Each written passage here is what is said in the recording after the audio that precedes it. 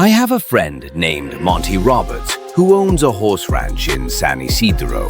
He has let me use his house to put on fundraising events to raise money for youth at risk programs. The last time I was there, he introduced me by saying, "I want to tell you why I let Jack use my horse." It all goes back to a story about a young man who was the son of an itinerant horse trainer who would go from stable to stable, racetrack to racetrack, farm to farm, and ranch to ranch, training horses. As a result, the boy's high school career was continually interrupted.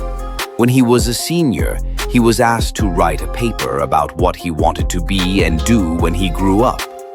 That night, he wrote a 7-page paper describing his goal of someday owning a horse ranch. He wrote about his dream in great detail, and he even drew a diagram of a 200-acre ranch showing the location of all the buildings, the stables, and the track. Then he drew a detailed floor plan for a 4,000-square-foot house that would sit on a 200-acre dream ranch. He put a great deal of his heart into the project, and the next day he handed it in to his teacher. 2 days later, he received his paper back. On the front page was a large red F with a note that read, "See me after class." The boy with the dream went to see the teacher after class and asked, "Why did I receive an F?" The teacher said, "This is an unrealistic dream for a young boy like you. You have no money. You come from an itinerant family. You have no resources. Owning a horse ranch requires a lot of money. You have to buy the land. You have to pay for the original breeding stock, and later you'll have to pay large stud fees. There's no way you could ever do it."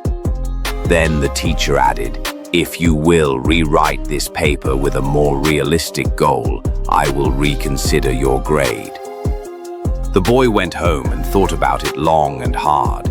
He asked his father what he should do. His father said, "Look, son, you have to make up your own mind on this. However, I think it is a very important decision for you."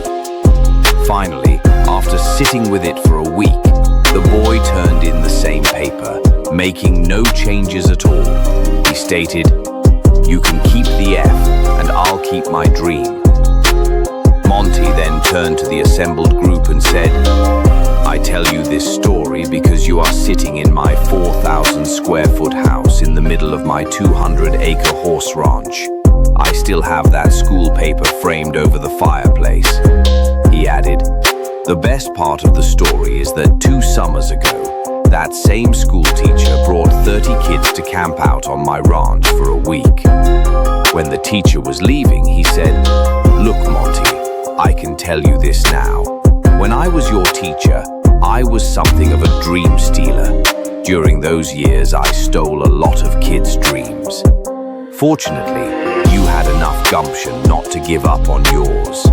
Moral of the story, your time is too valuable to be distracted by negative people. Don't let anyone talk you out of your dreams. Dreams come true if we have the courage to pursue them."